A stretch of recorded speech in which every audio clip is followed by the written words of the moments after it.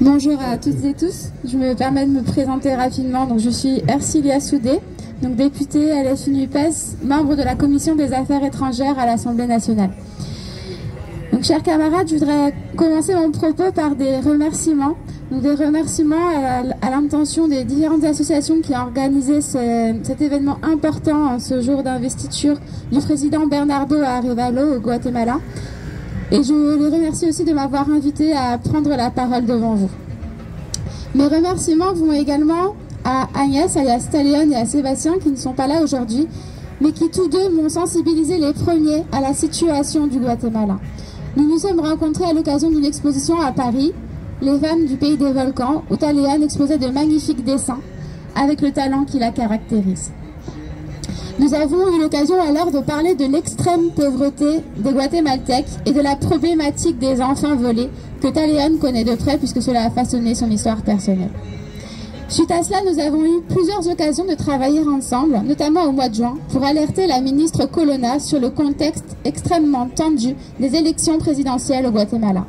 Avec l'ensemble des députés insoumis de la Commission des Affaires étrangères, nous avons souligné la nécessité d'observateurs internationaux pour veiller au bon déroulement du scrutin.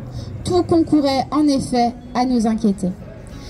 Les accords de paix du 29 décembre 1996, signés entre le gouvernement du Guatemala et l'Union des guérillas, mettaient fin officiellement aux 36 ans de guerre civile que venait de subir le pays. Et cela aurait dû mener à une réelle démocratisation de celui-ci, mais nous en sommes encore loin.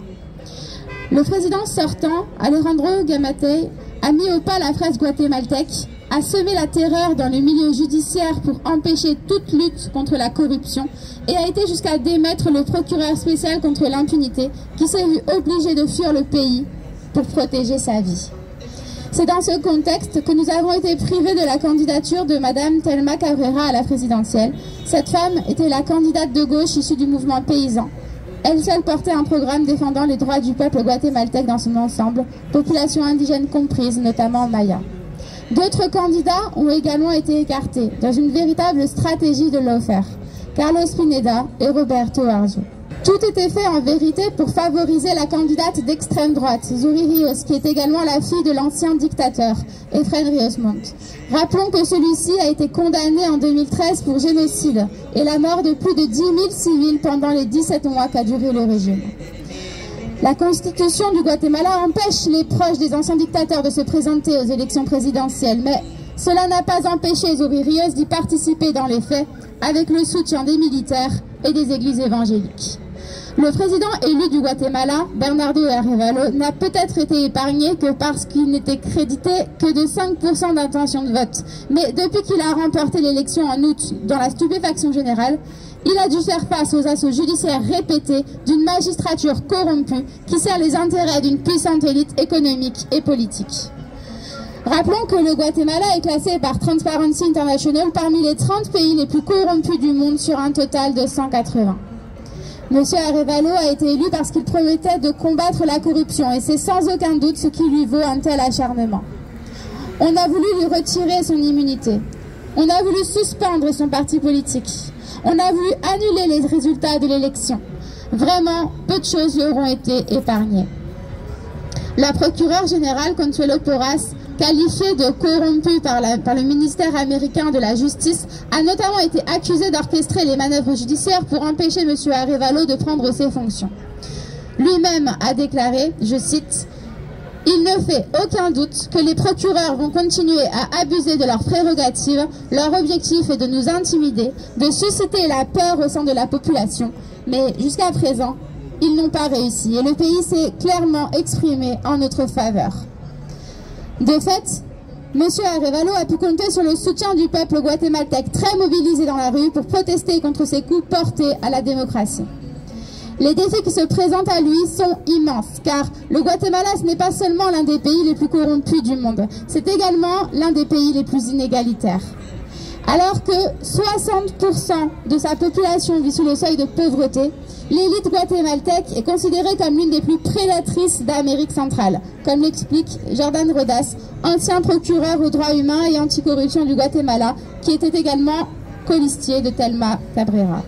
Selon un rapport d'Oxfam de 2019, 1% des Guatémaltèques les plus riches ont un revenu équivalent à celui de la moitié de la population.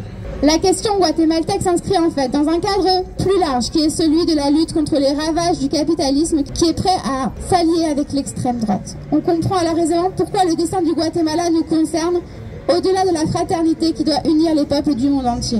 Le capitalisme et le fascisme sont des maux qui affectent l'ensemble de notre planète et nous mettent toutes et tous en péril.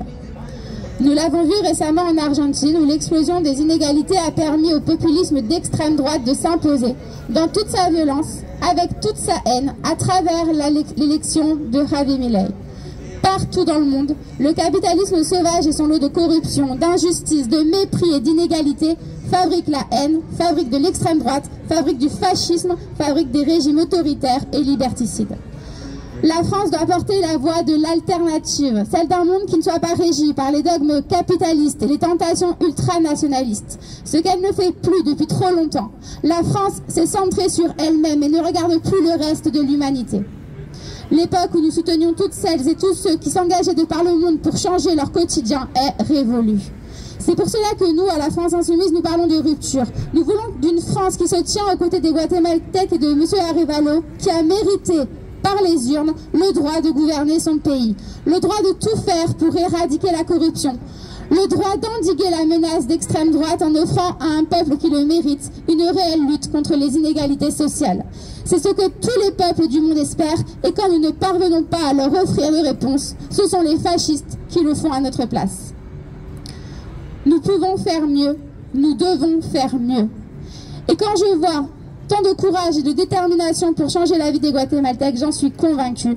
Vive la démocratie et vive le Guatemala.